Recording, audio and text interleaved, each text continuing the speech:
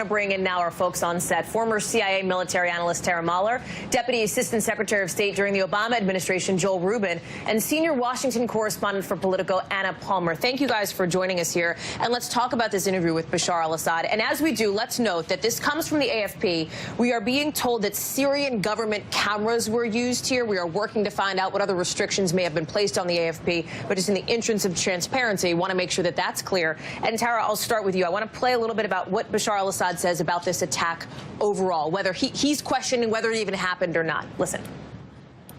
About the attack, as I said, it's not clear whether it happened or not. Because how can you verify a video? You have a lot of fake videos now. And you have the proof that those videos were fake, like the white helmets, for example. They are Al-Qaeda. Very different than what we're hearing from national security officials and military officials here. Exactly. It's very different, but it's not surprising. The Assad regime, just like many regimes around the world, have a history of denying these sorts of attacks. They have a history of saying that they're fabricated. And in this particular case, not only is there imagery, or what we call imagery intelligence of the attack and the victims of the attack, but there was reports yesterday that we have intercepted communications between Syrian officials about the preparations for the attack. That was coming out in reports yesterday. So and physiological evidence, according to senior administration officials, that sarin gas was used. Exactly. So in this case, it's not just sort of one smoking gun. It seems that there are a few pieces that we've put together to paint a picture, not only that the attack itself happened, which wasn't really under question by anybody except Assad himself in his denial, but the fact that the regime itself was behind it. Joel, you're nodding your head here.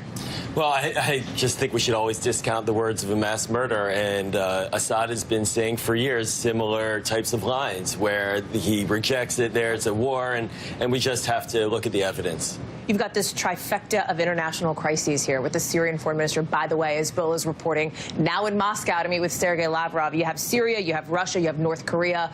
What do you hit first? Is it too much to multitask? What should the administration do here, Joel? Well, what the administration needs to do is clearly lay out its priorities and a strategy, and we have not yet seen that. We don't have a full comprehensive strategy on how to stabilize Syria, for instance.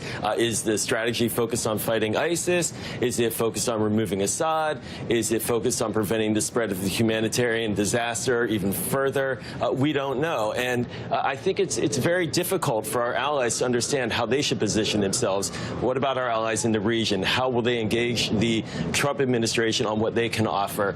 Ultimately, if there's no clarity, if it's just sent out in tweets and press conferences, it's not going to catalyze the kind of actions that we need to see these issues resolved. And on the one hand, you have President Trump calling Bashar al-Assad a butcher, essentially, some of the toughest talk that we have heard yet from this administration.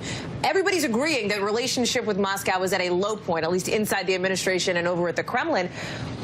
But at the same time, the president's leaving the door open to maybe a better relationship with Vladimir Putin. But how do they get there, given what we're seeing and hearing? I think it's tough, right? Everybody was saying yesterday that this is basically the lowest point of relations with Moscow, with the U.S. since the Cold War. But certainly, it's very interesting. This interview comes as there was talk of a joint investigation into this, into this, bombing, into the sarin gas use. So I think what's going to be interesting to see is how does Trump and Rex Tillerson, the Secretary of State, actually try to kind of navigate this a little bit more. Are they going to try to find some areas of commonality with Russia? It seems like these long talks are a good sign. And on the international front, you have North Korea, by the way, reportedly maybe preparing to do some kind of nuclear test this weekend, right? How does the U.S. then sort of respond to that or preempt that? Is it only through some sort of show of strength here?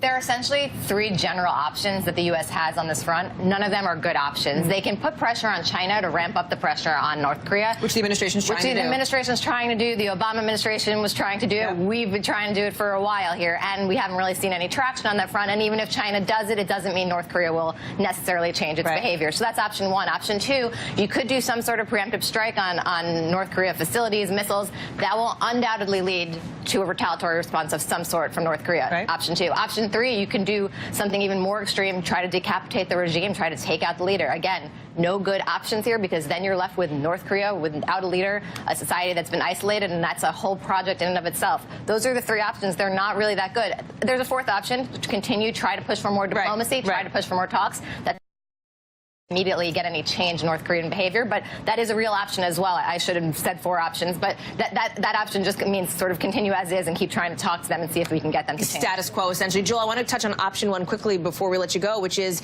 the idea of putting pressure on China here. We saw President Trump now reverse his stance on, for example, currency manipulation. Partly, he says, to be able to keep China at the negotiating table on North Korea. Is this a sign of Vladimir Putin saying, hey, check out my new friend, President Xi?